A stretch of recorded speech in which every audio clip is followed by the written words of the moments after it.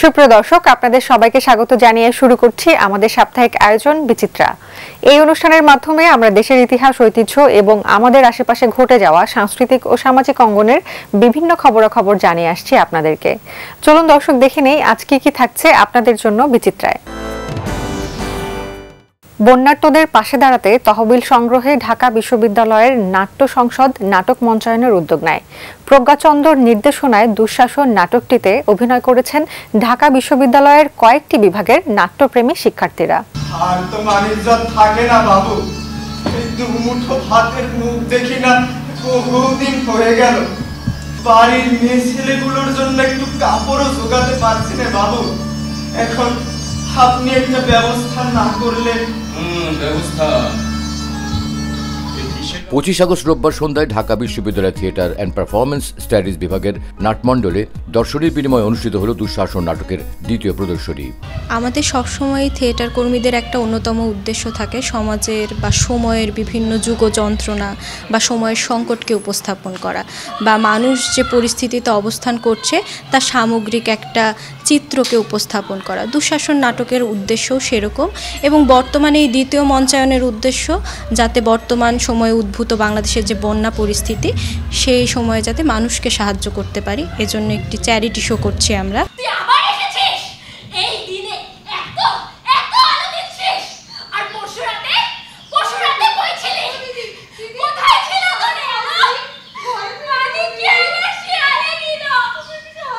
নারায়ণ গঙ্গোপাধ্যায়ের বিখ্যাত ছোট গল্প দুঃশাসন ও পুষ্করার কাহিনী অবলম্বনে নাটকটি নির্মিত হয়েছে।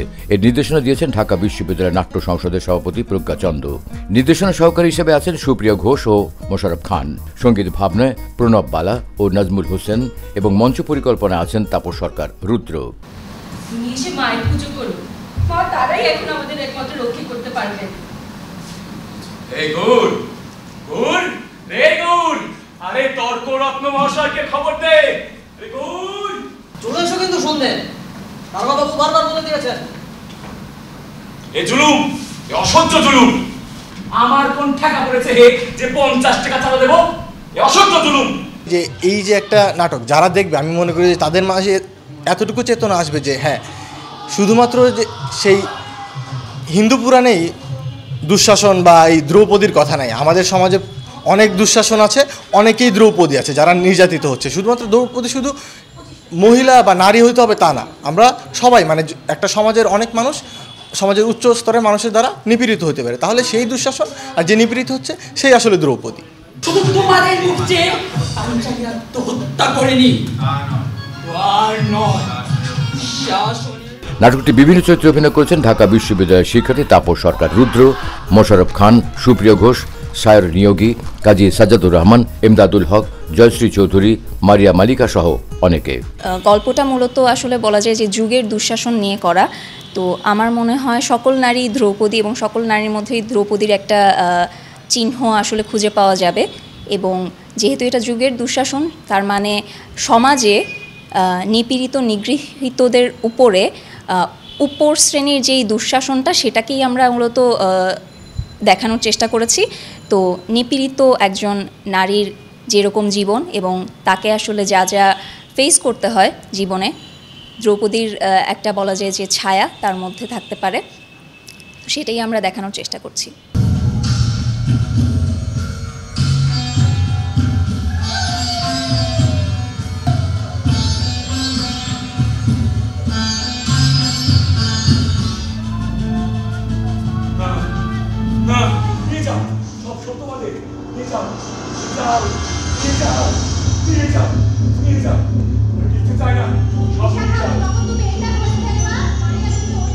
নাটকের প্রদর্শনী থেকে পাওয়া অর্থ দিয়ে বন্যার্তদের সাহায্যে ব্যয় করবে ঢাকা বিশ্ববিদ্যালয়ের নাট্য সংসদ। বন্যার মতো প্রাকৃতিক দুর্যোগে লাখ লাখ মানুষ হয়ে পড়েছে বিপদগ্রস্ত, নিঃস্ব। তাদের পাশে এসে দাঁড়িয়েছেন সর্বস্তরের মানুষ। এতে বাদ যায়নি সঙ্গীত শিল্পীরাও।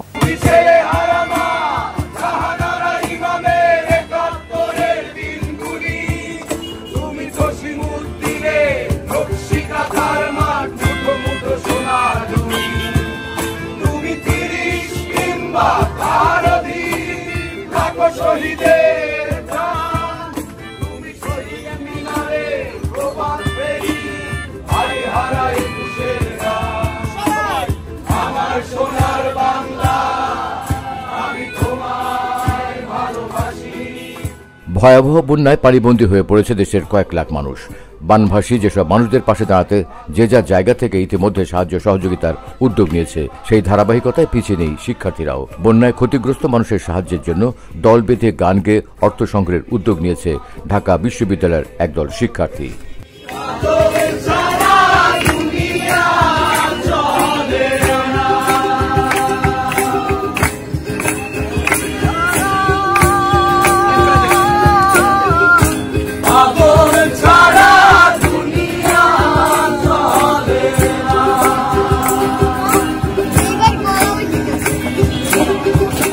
বৈষম্য বিরোধী ছাত্র আন্দোলনের জেরে স্থবির হয়ে পড়েছিল নাট্যাঙ্গন।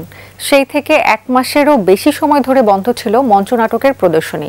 বিরতি কাটিয়ে সম্প্রতি এথিক নাট্যদলের হাড়ি ফাটিবে নাটকের মঞ্চায়ন দিয়ে আবারও ঢাকার মঞ্চে শুরু হলো নাটকের প্রদর্শনী।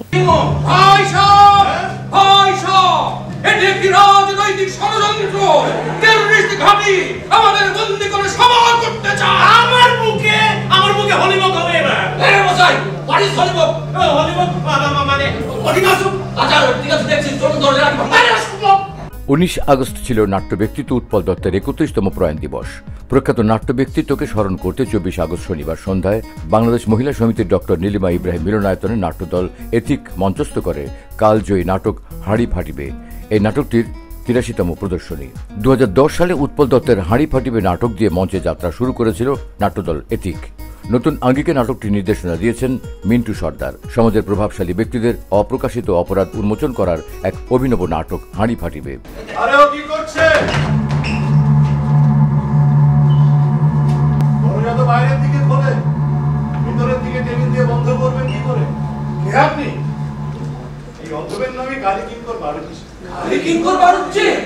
নাটকটিতে দেখা যায় নিঃসম্বল ও আদর্শবান এক যুবক হল কালীকিঙ্কর বাড়ুজ্জে। সমাজের বিভিন্ন ক্ষেত্রে বিত্তবানদের অনেকে অবৈধ ও অন্যায় কর্মকাণ্ডের সাক্ষী সে। চিরকালই নানান ধরনের জঘন্য অপরাধ করে নিজেদের অস্তিত্ব টিকিয়ে রাখার কাজ করে সমাজপতিরা। সেই সব বর্বর মুখোশধারী সমাজপতিদের হাড়ির গোপন তথ্য ফাঁস করে দেওয়ার জন্য সকল সমাজপতিদেরকে দাওয়াত করে একত্রিত করে তার বাড়িতে। এভাবেই চলতে থাকে হাড়ি ফাটিবে নাটকের কাহিনী। নাটকটির বিভিন্ন চরিত্রে অভিনয় করেছেন মণি কাঞ্চন, সুকর্ণ হাসান, মিন্টু সর্দার, হাসান রিজভী, মনিরুল হক ঝলক, আজিমউদ্দিন, মাহবুজা আফনান, অপসরা প্রমুখ। মিন্টু সর্দারের নির্দেশিত এই নাটকের প্রদর্শনী থেকে প্রাপ্ত অর্থ তুলে দেওয়া হবে বন্যার্তদের মাঝে।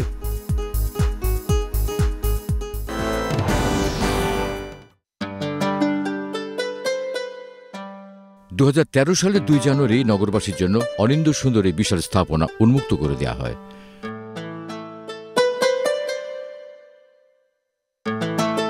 ঢাকা শহরের কেন্দ্রে অবস্থিত এই মনোরম স্থানটির চারপাশের এলাকাগুলো হল তেজগাঁও, গুলশান, বাড্ডা, রামপুরা, নিকেতন, মগবাজার।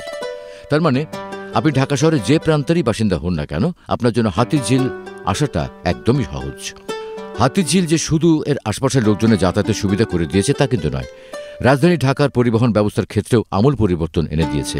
মূলত পূর্ব ও পশ্চিম ঢাকাকে এক করে ঢাকা শহরের রাস্তার ট্রাফিক জ্যাম কমানোর উদ্দেশ্যে তৈরি করা এই স্থাপনায় প্রাকৃতিক সৌন্দর্যকে রক্ষা করার দিকে জোর দেওয়া হয়। পরবর্তীতে এটি নগরবাসীর বিনোদনে এক অনন্য মাত্রা যোগ করে।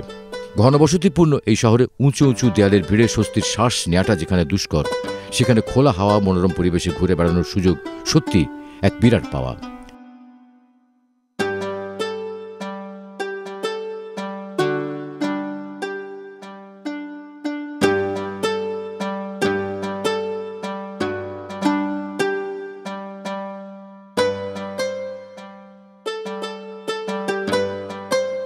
হাতিঝিলকে দেখতে যেন মনে হয় ক্যানভাসে আঁকা ছবির মতো। পুরো শহর থেকে আলাদা, জ্যামহীন, পরিচ্ছন্ন ফুটপাত, আধুনিক ব্রিজ, লেকের চারধারে ঘিরে প্রশস্ত হাঁটার রাস্তা আমাদের যেন ভুলিয়ে দেন যানজটের বিরক্তিকর সেই ঢাকাকে।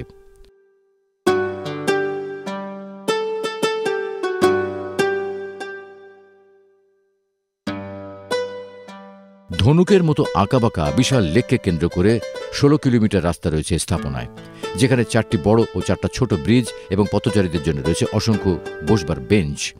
হাতিঝিল পুরোটাই যেন সবুজ দিয়ে ঘেরা। ব্রিজগুলোর গায়ের সবুজ গুল্ম, চারপাশের গাছ, লেক আর প্রাকৃতিক বিশুদ্ধ বাতাস, পুরো প্রজেক্টের নয়নাভিরাম দৃশ্য সব মিলিয়ে হাতিঝিল আপনাকে এবং আপনার প্রিয়জনের দেবে নির্মল আনন্দ।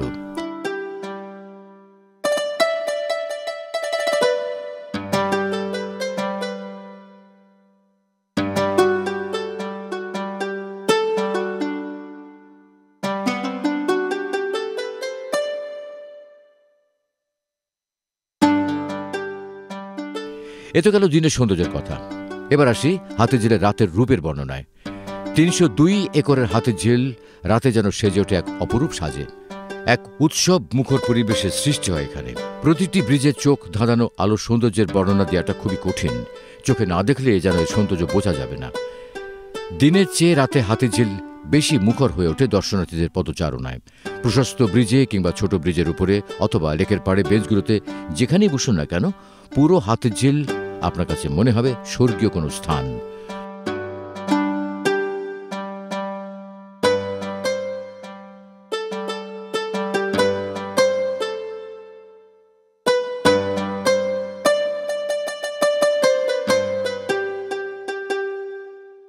শুধু ঘোরাফেরা নয়, সাইক্লিংয়ের জন্যও হাতিঝিল খুবই ভালো জায়গা।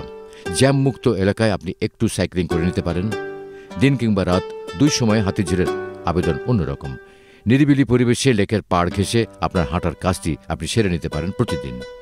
নীরব, শান্তিপূর্ণ এবং একই সঙ্গে সুন্দর জায়গার বড় অভাব এই ঢাকা শহরে। সেক্ষেত্রে হাতিঝিল একদমই ব্যতিক্রম জায়গা।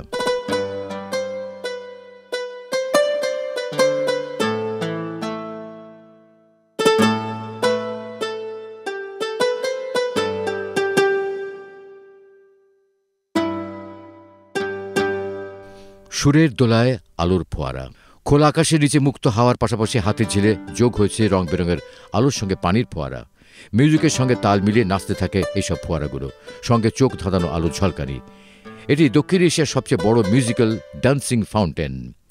এর ফোয়ারার পানি 10 মিটার থেকে 80 মিটার পর্যন্ত উপরে উঠতে পারে। মিউজিক্যাল ডান্সিং ফাউন্টেন এবং এমপি থিয়েটারের বাড়তি বিনোদন উপভোগ করার সুযোগ মেলে বিভিন্ন উৎসবে। এছাড়া মাঝে মধ্যে সন্ধ্যে 6টা এবং রাত 9:30টায় 15 মিনিটের জন্য চালু করা হয় এই বডিল ফোয়ারা।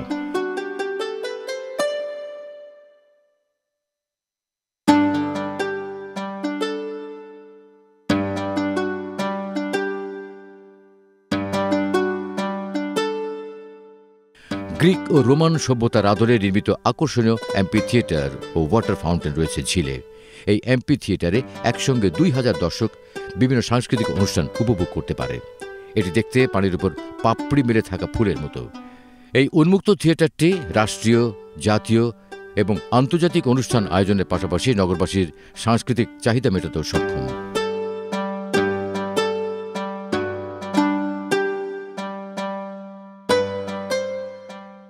আর বিভিন্ন জাতীয় উৎসবে বছরব্যাপী ঐতিহ্যকে তুলে ধরে ওয়াটার ফাউন্টেন। হাতিঝিলের আশেপাশের গুলশান, পুলিশ প্লাজা, মেরুল বাড্ডা, মধুবাগ ও মহানগর প্রজেক্ট এলাকা থেকে দেখা যায় 1980 বর্গমিটারের এই রঙিন ফোয়ারা।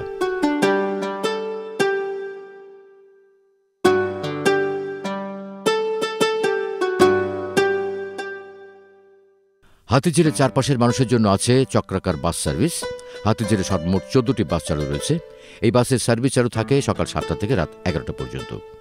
বাস যাত্রা শুরু হয় কারওয়ান বাজারের এফডিসি থেকে এবং রামপুরা বনশ্রী হয়ে শুরুর স্থানেই শেষ হয়। সারাদিন চক্রাকারে চলতে থাকে বাস সার্ভিস।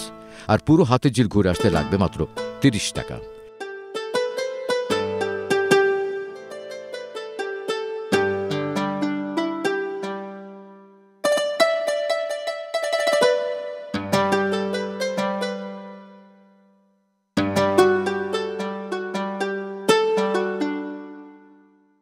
এই চক্রাকার বাস সার্ভিস শুধু বিনোদনের উদ্দেশ্যে আসা মানুষদেরই নয়, বরং চাকরিজীবী ও অন্যান্য পেশার মানুষদেরও ভ্রমণ যাত্রা সহজ করে দিয়েছে।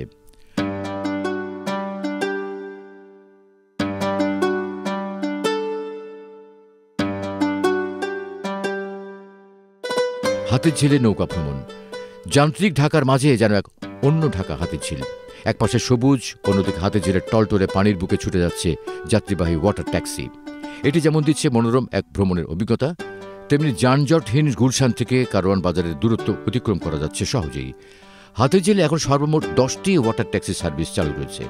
হাতিঝিল লেকে ওয়াটার ট্যাক্সি সার্ভিস সকাল 7টা থেকে রাত 10:30 পর্যন্ত চলাচল করে। এফডিসি থেকে রামপুরা টার্মিনাল পর্যন্ত ভাড়া 25 টাকা ও গুলশান গোদারঘাট পর্যন্ত ভাড়া 30 টাকা। ওয়াটার ট্যাক্সি সার্ভিসের পাশাপাশি রয়েছে প্যাডেল বোট সার্ভিস। 30 মিনিটের জন্য ভাড়া লাগবে 150 টাকা আর 1 ঘন্টার জন্য লাগবে 250 টাকা।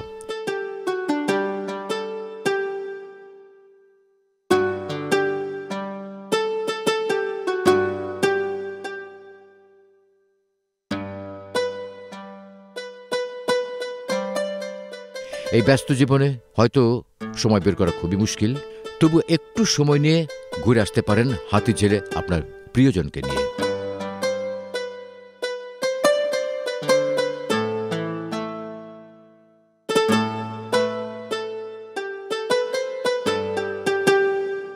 প্রিয় দর্শক, সবার জন্য মঙ্গল কামনা করে আজকের মতো শেষ করব। ইতিহাস, ঐতিহ্য সহ সামাজিক ও বিনোদন জগতের খবরাখবর নিয়ে আমি বৃষ্টি আবারও আপনাদের সামনে হাজির হব। ততদিন পর্যন্ত সবাই ভালো থাকুন, নিরাপদে থাকুন, আর থাকুন বাংলা ভিশনের সাথেই।